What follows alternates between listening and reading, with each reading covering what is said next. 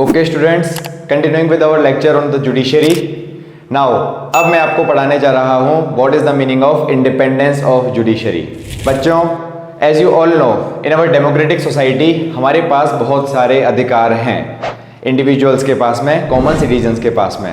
इन अधिकारों की रक्षा करने के लिए it is very much important कि जो हमारी जुडिशरी है, the judicial system that we have, it remains independent. इसका मतलब है कि हमारे जुडिशियल सिस्टम पर, हमारे सुप्रीम कोर्ट के या फिर हाई कोर्ट के जजेस पर किसी भी तरीके का दबाव नहीं होना चाहिए। उनके जो जजमेंट्स आते हैं वो किसी भी फैक्टर से इन्फ्लुएंस नहीं होने चाहिए। किसी भी लेजिस्लेचर या एग्जीक्यूटिव अथॉरिटी का सुप्रीम कोर्ट के जजेस पर दबाव नहीं होना चाहिए। This is the meaning of independence of judiciary. Let me give you an example. Suppose in your locality there is a politician that is very much powerful. That particular gentleman, politician, has the authority to appoint and remove any judge in the district court in your area. And suppose this particular politician comes at your house and grabs your home, grabs your land. What will happen after that? You will become homeless.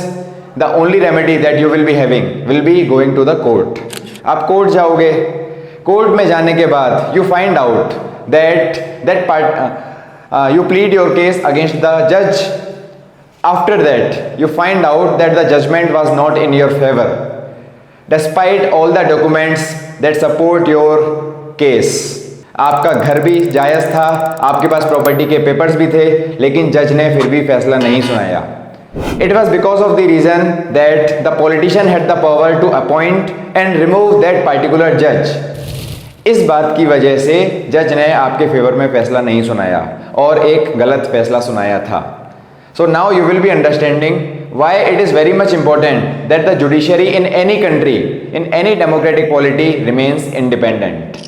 Judiciary का independent रहना बहुत ज़रूरी है ताकि common citizen के fundamental rights को, common citizen के constitutional rights को और उनके लीगल राइट्स को इन्फोर्स किया जा सके अच्छे से। After the topic of independence of judiciary, let's discuss about the structure of courts in the country, in our India. As you all know that democratic polity है इंडिया में। India की democratic polity में we have a hierarchy in judiciary. बच्चों, India के पास में integrated judiciary है, मतलब different levels of court are connected with each other in our country.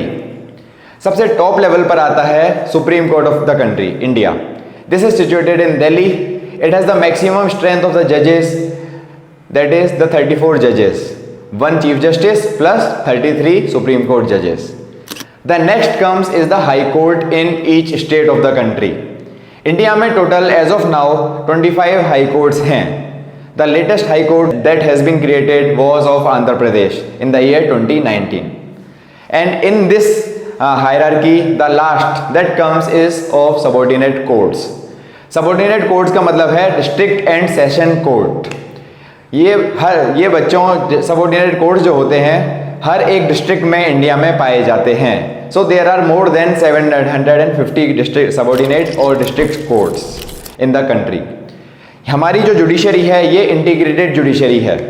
इसका मतलब ये है, अगर किसी इंसान ने सबऑर्डिनेट कोर्ट में केस फाइल किया and he is not satisfied with the verdict of the subordinate court, then he can appeal that judgment, that verdict in high court. Further, if he is also not satisfied with the judgment of high court, he or she can appeal it in the Supreme Court.